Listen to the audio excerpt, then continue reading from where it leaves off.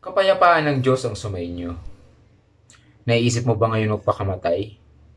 O mag-suicide? Huwag mo nang ituloy. May pinapasabi ang Panginoong Hesus sa iyo. Ano nga ba ang suicide? Suicide is a grave sin equivalent to murder. Yan ang sinasabi ng Bible tungkol sa murder. You shall not murder. Exodus 20 verse 13. So anong mangyayari sa atin, sa iyo, kung nagpakamatay ka? Sinasabi sa Bible, just a man is destined to die once, and after that, to face judgment.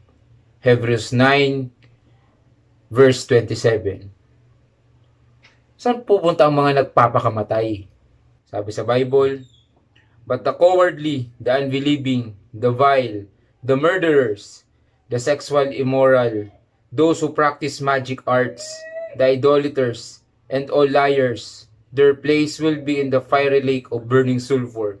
This is the second death. In short, impyerno. Revelations 21 verse 8. Bakit kailangan ko maging living sacrifice? O bakit kailangan ko pang mabuhay? Sinasabi sa 1 Corinthians 6 verse 19 to 20. Do you not know that your body is a temple of the Holy Spirit, who is in you, whom you have received from God? You are not your own. You were bought at a price. Therefore, honor God with your body. Paano ako ngayon maliligtas? Paano ka ngayon maliligtas?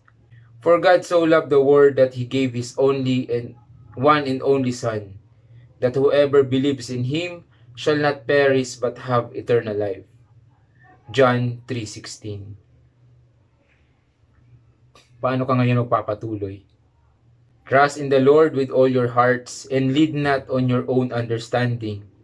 In all your ways, acknowledge Him, and He will make your path straight. Proverbs 3, verse 5 to 6.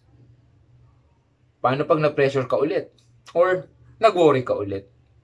Ano sabi ng Bible?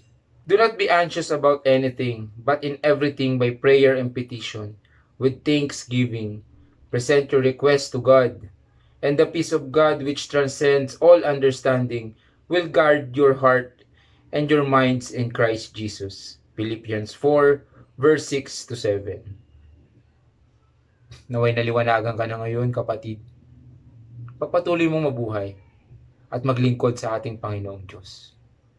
Manalangin ka lagi at magbasa ka ng Biblia. Shalom.